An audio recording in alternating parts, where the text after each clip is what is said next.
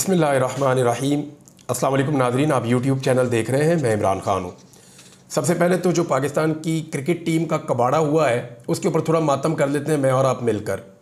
यानी ये हालात तो हमारे कभी नहीं थे कि बांग्लादेश की टीम पाकिस्तान में आई और टेस्ट क्रिकेट में, जिसमें बांग्लादेश का कोई रिकॉर्ड नहीं है, जिसमें बांग्लादेश के पास कोई बड़ी कामयाबियाँ नहीं हैं, टेस्ट क्रिकेट के अंदर बांग्लादेश की टीम पाकिस्तान में आती है और पाकिस्तान में आकर पाकिस्तान के बेहतरीन खिलाड़ियों और बड़े बड़े नामों की मौजूदगी में पाकिस्तान को ना सिर्फ शिकस्त देती है बल्कि वाइट वॉश करती है।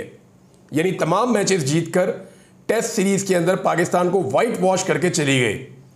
अब यानी हमने तो ये सुना था कि बांग्लादेश जैसी टीमें जो है वो वाइट वॉश हुआ करती थीं, अफ़गानिस्तान जैसी टीमें जो हैं वो वाइट वॉश हुआ करती थीं, लेकिन पाकिस्तान की क्रिकेट टीम पे ऐसी बरकत पड़ी हुई है, इस वक्त ऐसी बरकत पड़ी हुई है कि धड़ाधड़ जो है वो वाइट वॉश हो रहा है। पाकिस्तान को कभी अमेरिका हरा रहा है, कभी अफ़गानिस्तान हरा रहा है, कभी बांग्लादेश वाइट वॉश करके जा रहा है। तो ये इसका क्रेडिट किसको देना है या ये किसका विजन है? देखिए, शहबाज शरीफ साहब का या हुकूमत का, देखिए साफ बात अगर करना वो ये है कि हुकूमत का कुछ ज़्यादा लेना देना नहीं होता। हुकूमत का काम होता है कि वो एक्सपर्ट्स को या जो प्रोफेशनल्स हैं उनके हवाले कर देते हैं स्पोर्ट्स को, और वो प्रोफेशनल्स से रिपोर्ट लेते हैं। फिर प्रोफेशनल्स का काम होता है कि वो डिलीवर करें और अच्छे तरीके से उस खेल के अंदर आगे लेकर जाएं उस मुल्क को। प्रोफेशनल्स का काम होता है ना। लेकिन इस हुकूमत ने प्रोफेशनल्स को दिया ही नहीं। इन्होंने दे दिया मोहसिन नकवी को ताल्लुकात की बुनियाद के ऊपर। वज़ीर दाखिला भी वही है और क्रिकेट बोर्ड का चेयरमैन भी वही है। अब मोहसिन नकवी को दे दिया है तो वो तो प्रोफेशनल नहीं है। तो क्योंकि हुकूमत की चॉइस गलत है। हुकूमत, इमरान खान आए थे, इमरान खान ने क्या किया था? इमरान खान ने कहा रमीज़ राजा प्रोफेशनल है, पूरी दुनिया में क्रिकेट देखते हैं।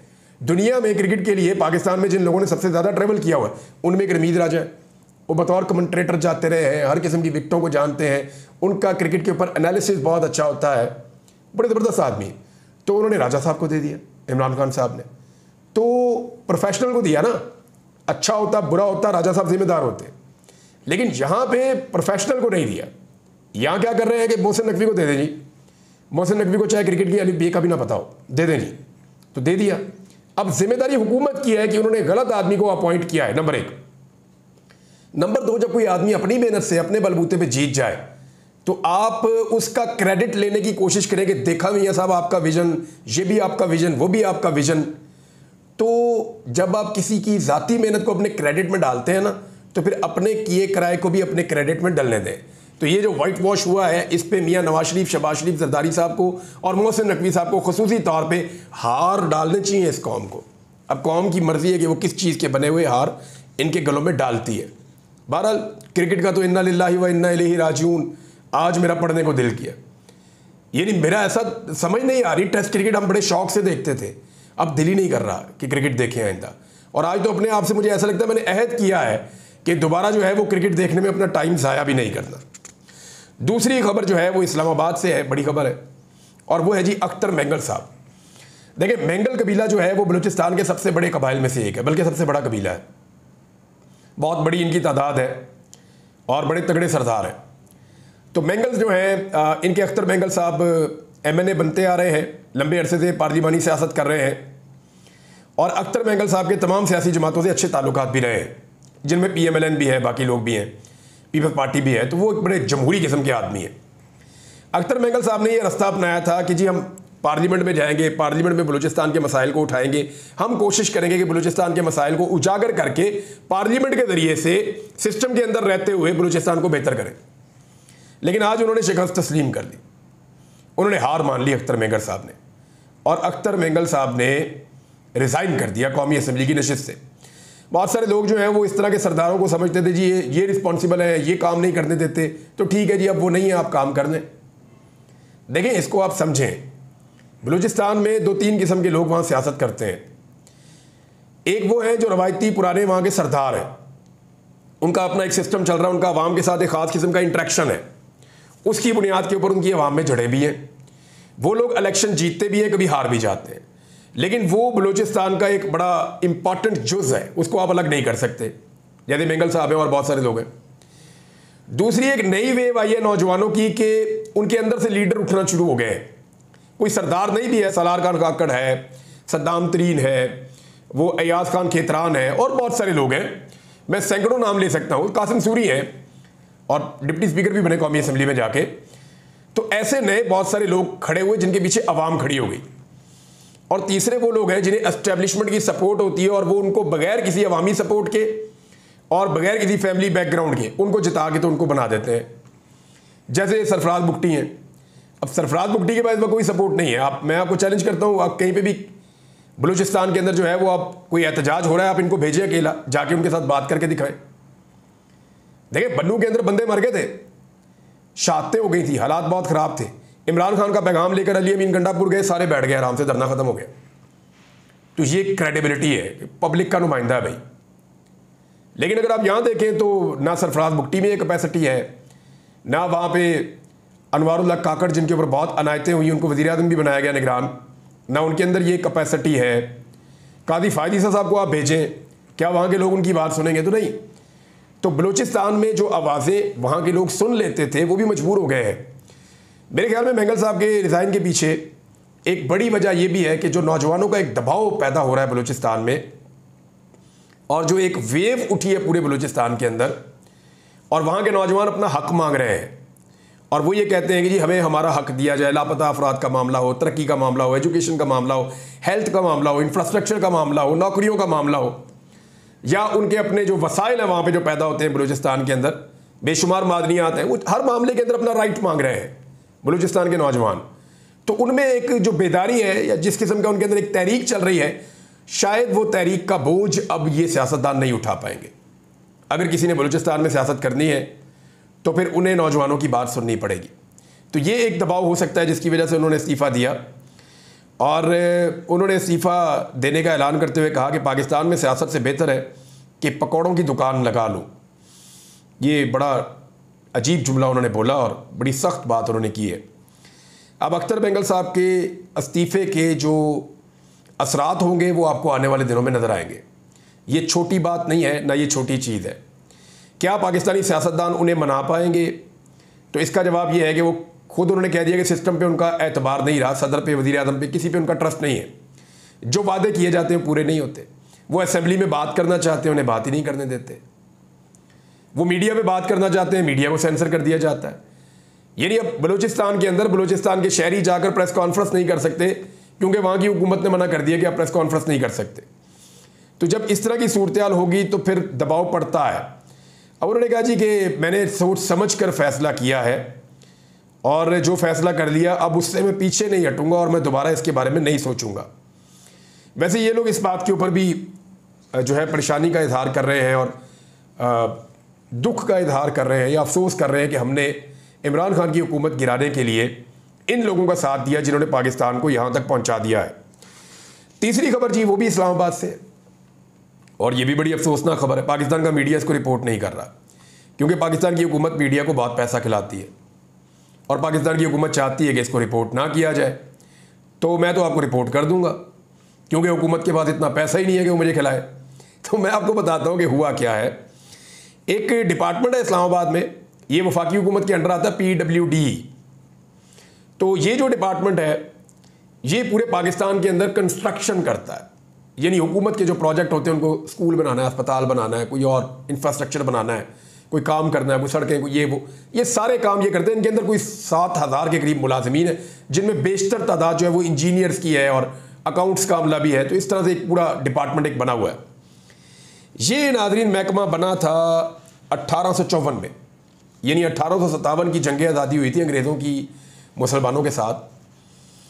तो ये उससे पहले का ये इदारा बना हुआ है, 1854 को मैं बता रहा था गालिबन। तो अंग्रेज़ दौर का बना हुआ ये इदारा है। इसने बड़ा लंबा अरसा काम किया है इस रीजन में पूरे में। पाकिस्तान बनने के बाद ये पाकिस्तान के अंदर अलग हो गया और अब ये इदारा अब तक काम करता रहा है। अचानक हुकूमत ने कहा जी इसको बंद कर दें। अच्छा, हुकूमत ने जो वजूहात बताई बंद कर देगी वो मैं आपको बता दूंगा, लेकिन हुकूमत कह रही है इसको बंद कर दें। और जब हुकूमत ने इसको बंद करने का ऐलान किया तो इसके अंदर जो लोग मौजूद हैं उन्होंने एहतजाज शुरू कर दिया। उन्होंने कहा जी ऐसे कैसे बंद कर दें? अचानक आप आए और आपने आके मुंह उठा के कह दिया बंद कर दें। ना कोई बात, ना कोई चीज, ना कोई रिपोर्ट, ना कोई डॉक्यूमेंटेशन, कोई चक्कर नहीं, बंद कर दें। मुल्क है, कोई बातचीत तो यहाँ नहीं चल रही कि बंद कर दें। तो जनाब हुकूमत ने इसको बंद कर दिया और बंद करने के पीछे जो रीज़न है ज़रा ये देख लें आप। जो 6 चीज़ें हैं जो इंपॉर्टेंट इस इदारे के साथ जुड़ी हैं। अब आज सारा दिन टॉर्चर होता रहा, वो बिल्डिंग के अंदर जो है वो आंसू गैस फेंकते रहे, कमरों के अंदर लोगों को मारते रहे, गिरफ्तार करते रहे, इंजीनियर्स को गिरफ्तार करके ले गए, वो फिर भी डटे हुए वो लड़ रहे हैं, लेकिन हुकूमत ने बिल आखिर कब्जा कर दिया इदारे की बिल्डिंग पे। PWD के ऊपर पुलिस के जरिए से हुकूमत ने कब्जा कर दिया। यानी एक इदारा और पाकिस्तान की हुकूमत ने बजोरे बाजू ताकत के बलबूते के ऊपर फतह कर दिया। ये हुकूमत ने एक दिन सुप्रीम कोर्ट फतह कर ली थी ताकत के जोर के ऊपर, तो ये तो एक इदारा है बेचारा। तो अभी वो लोग जहां जहां मौजूद हैं वो एहतजाज कर रहे हैं इस वक्त जब मैं वीडियो रिकॉर्ड कर रहा हूं। हुआ क्या, देखिए सबसे पहले तो इसके ऊपर जो है एक खबर सामने आई है। हुकूमत कहती है जी इसमें करप्शन है, करप्शन की वजह से हम इदारा बंद कर रहे हैं। मामला ये है कि करप्शन तो PIA में है, बंद कर दें, रेलवे में भी ये बंद कर दें, करप्शन वज़ीर आज़म हाउस में भी ये बंद कर दें, करप्शन जो है वो सियासतदान भी करते हैं, पार्लियामेंट बंद कर दें, करप्शन जो है वो सेनेटर्स भी करते हैं, सेनेट बंद कर दें, करप्शन जो है वो बेशुमार डिपार्टमेंट करते हैं। अभी फौज का ऑडिट एक रिपोर्ट आई हुई है, उसके अंदर जो है वो बहुत सारी बेज़ाब्तियाँ हैं, बेकायदगियाँ हैं, तो क्या बंद कर दें? यानी पुलिस के अंदर बेशुमार करप्शन है, बंद कर दें। पटवार खाने में सबसे ज़्यादा करप्शन है, महकमा माल में, बंद कर दें। यानी ये तो कोई जवाब ना हुआ ना कि बंद कर दें। भाई अगर करप्शन है तो जो बंदे करप्शन कर रहे हैं उन्हें पकड़ के बंद करो। जो बंदे करप्शन कर रहे हैं उन्हें पकड़ के उन पे केसेस चलाएं, उनसे करप्शन का लूटा हुआ माल वापस बरामद करें। हुकूमत इसलिए होती है, हुकूमत इसलिए नहीं होती कि जो करप्शन कर रहा है वो इदारा ही बंद कर दो। नहीं, हुकूमत का काम है जो करप्शन कर रहा है उसको पकड़ के बंद करो ताकि इदारा ठीक तरीके से अपना काम करे। नंबर 1। नंबर 2, जनाब ये कहते हैं कि यहां पे जो है पैसा बहुत ज़ाया हो रहा है, तो हम पैसा बचाने के लिए इसको राइट साइजिंग कर रहे हैं, बंद कर रहे हैं। तो मामला ये है कि अगर ये, और करप्शन के मामले में एक चीज़ आपको मैं और बताऊं, देखिए जो बंदे करप्ट होते हैं तो फिर वो नौकरी पे नहीं रहने चाहिए ना। तो वो बिल्डिंग तो बंद कर रहे हैं, इदारा तो बंद कर रहे हैं, बंदों को दूसरे महकमों में भेज रहे हैं। भाई जो बंदे इस महकमे में करप्शन कर रहे हैं वो जाके वहां पे क्या करेंगे? नमाजें पढ़ेंगे, वहां पे जाके भी करप्शन करेंगे। तो फिर आप उनको क्यों भेज रहे हैं दूसरे इदारों में? आप उनके खिलाफ कार्रवाई क्यों नहीं कर रहे? अब वो कह रहे हैं जी 5 अरब रुपया सालाना इसका बजट है वो पाकिस्तान का बचेगा। तो मामला ये है कि अगर ऐसे ही पैसे बचाने हैं तो जहां जहां बजट जाता है ना वो सारे इदारे आप बंद कर दें, और जहां ज्यादा बजट जाता है उनको तो पहले आप बंद करें। यानी आप बिजली के जो कारखाने हैं IPPs, उनको कैपेसिटी पेमेंट के मद में 2100 अरब रुपया एक साल में दे रहे हैं, और अगले साल में 2400 अरब रुपया आप उनको दे रहे हैं। तो 5 अरब का आपसे इदारा नहीं संभाला जा रहा जो पूरे पाकिस्तान में काम करता है। तीसरी चीज़ ये है कि वो कह रहे हैं जी इसकी प्रॉपर्टी बहुत महंगी है। ये मुझे खबर मिली है कि इसके पास बहुत सारी प्रॉपर्टीज़ हैं, ये इदारा होल्ड करता है, तो प्रॉपर्टीज़ महंगी है, उनकी कीमत बहुत ज़्यादा है। तो जब इदारा ख़त्म तो प्रॉपर्टीज़ जो है वो गवर्नमेंट के पास आ जाएंगी, गवर्नमेंट ये प्रॉपर्टी सेल करके बेशुमार पैसा बना सकती है। ये तीसरी चीज़ है। एक चीज़ और है कि जब भी आप इदारा बंद करते ना, आप उसका फ्रांसिक ऑडिट करें, पूरी एक रिपोर्ट बनाएं, उसके बाद उसको आप बंद करें। ऑडिट कहाँ हुआ? अब एक स्कैंडल है जो मुझे कुछ दोस्तों ने बताया, इस इदारे के अंदर वो काम करते हैं, उनके बकौल मुबैना तौर पे हुआ ये था कि शहबाज शरीफ ने जब पिछली हुकूमत इन्होंने ख़त्म की, PDM 1 की हुकूमत जब इन्होंने ख़त्म की, तो उससे पहले इन्होंने अपने MNAs के लिए बहुत सारे फंड्स मैदान में निकाल दिए, बेशुमार फंड्स जारी कर दिए। लगभग कोई 125 या 150 अरब के फंड्स थे। इसके बीच में एक अमाउंट थी, बहुत बड़ी मिकदार में MNAs को स्कीमें दे दी, 1-1, 2-2, 4-4 अरब की स्कीमें सबको दे दी। शहबाज शरीफ के अपने हल्के की भी थी। अच्छा, वो पैसा जो है वो जिस तरीके से निकलवाया उन MNAs ने और जिस तरीके से अपने इलाकों में खर्च करवाया, उसके ऊपर ऑडिट होना चाहिए। उसके सारे डॉक्यूमेंट और रिकॉर्ड जो है वो इस इदारे में मौजूद है। अब जिस अंदाज में वो पैसा खर्च किया गया और जितनी लूट मार उसके अंदर की गई है मुबैना तौर पे, तो अब ये चाहते हैं कि इदारा ही बंद कर दो इससे पहले कि इसका ऑडिट हो जाए और कल कोई एक स्कैंडल खुल जाए कि पता चले कि 150 अरब मजीद गले की हड्डी बन गया है, लिहाजा इदारा ही बंद कर दो। एक कहानी इसके अंदर ये भी है। और अब जिस तरह से इदारे के अंदर धुएं उठ रहे थे, तो ये खुदा ना खास्ता इसको भी आग लगा देंगे, या इसका रिकॉर्ड गायब कर देंगे, या इसका रिकॉर्ड तलफ कर देंगे, या इसके रिकॉर्ड को यहां से उठा के कहीं और ले जाएंगे, या आग लगा के ज़ाया कर देंगे कि जनाब अब तो ऑडिट ही नहीं हो सकता, इदारा ही खत्म हो गया है। तो एक कहानी इसमें ये वाली है जो मैंने आपके सामने लिया है। अब ये चाहते ये हैं कि ये एक अथॉरिटी बनाएं जिसके ज़रिए से पाकिस्तान में डेवलपमेंट के प्रोजेक्ट करें। तो जब आप अथॉरिटी बनाएंगे तो इख्तियार तो सर आपके पास आ गया। अब ये इदारा अरबों खरबों रुपया खर्च करता है पाकिस्तान में डेवलपमेंट के लिए, थर्ड पार्टी ऑडिट भी होता है, इसके इंजीनियर हर जगह पे जाते हैं। तो जब आप एक अथॉरिटी बना देंगे तो फिर तो वज़ीर आज़म जो चाहे जिधर चाहे पैसे मोड़ दे। ये तो बजट का ऐसे इस्तेमाल करेंगे जैसे अपनी जेब का ज़ाती पैसा भी कोई इस्तेमाल नहीं करता। तो ये इस तरह इस्तेमाल करेंगे जैसे मुफ्त का माल है। तो ये जनाब काम होने जा रहा है। इस इदारे के साथ ये चीज़ें मैंने आपके सामने रख दी। एक और खबर है वो मैं आपके साथ शेयर करता हूं कि इमरान खान साहब को फौजी तहवील में देने का खदशा, इस हवाले से एक रिपोर्ट भी छपी है। लेकिन इमरान खान साहब ने इस खतरे का इजहार भी किया है, यानी उन्होंने हाई कोर्ट से रुजू किया और हाई कोर्ट में इमरान खान साहब ने कहा कि जनाब मुझे फ़ौजी अदालत में दे देंगे या फ़ौज की तहवील में दे देंगे, लिहाजा इस मामले के ऊपर हाई कोर्ट इनको रोके कि मुझे फ़ौज की तहवील में ना दें। ये इस्लामाबाद हाई कोर्ट से इमरान खान साहब ने रुजू किया और जो वकील हैं अज़ीर भंडारी साहब, उन्होंने दरख्वास्त दायर की है और ये कहा कि 9 मई मुकदमात में मिलिट्री कोर्ट ट्रायल के लिए फ़ौजी तहवील में इमरान खान साहब को ना दिया जाए, हम ये दरख्वास्त करते हैं। लेकिन इस मामले के ऊपर साकिब बशीर साहब ने रिपोर्ट किया और वो ये बता रहे हैं कि अदालत ने 4 एतराज़ात उठा दिए हैं। तो 4 एतराज़ जो उठाए हैं अब उनको पाकिस्तान तहरीक इंसाफ को डील करना पड़ेगा।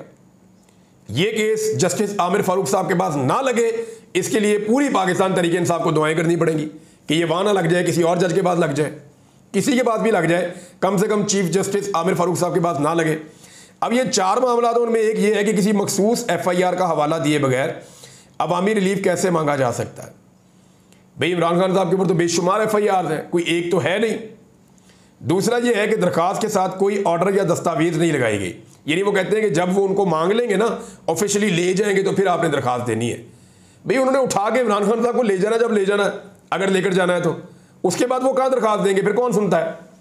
तीसरा, पंजाब के मुकदमात पर इस्लामाबाद हाई कोर्ट में दरख्वास्त कैसे दायर हो सकती है।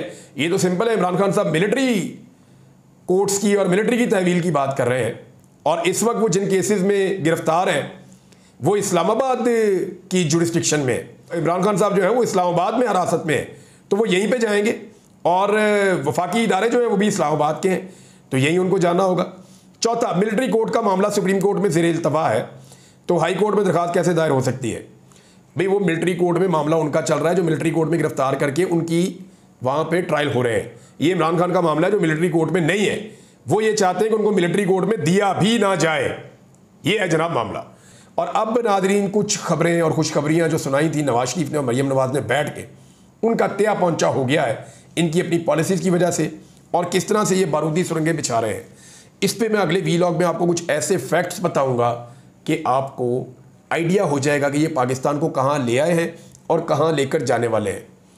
क्योंकि इसमें कुछ रिपोर्टें सामने आई हैं, IMF ने कुछ तहफ़्फ़ुज़ात का इजहार किया है और उन्होंने बड़ा क्लियरली कहा कि जो हरकतें आप कर रहे हैं ऐसे तो इकॉनमी ठीक नहीं होगी, और जो वो उनसे कह रहे ये करते जा रहे हैं। क्योंकि इन्होंने नफरत बोई है इस मुल्क के अंदर, तो ये मोहब्बत नहीं काट सकते। इन्होंने तबाही बोई है इस मुल्क के अंदर, तो ये तरक्की की फसल नहीं काट सकते। जो इन्होंने कर दिया है ये मुल्क को सीधा होने में सालों लग जाएंगे।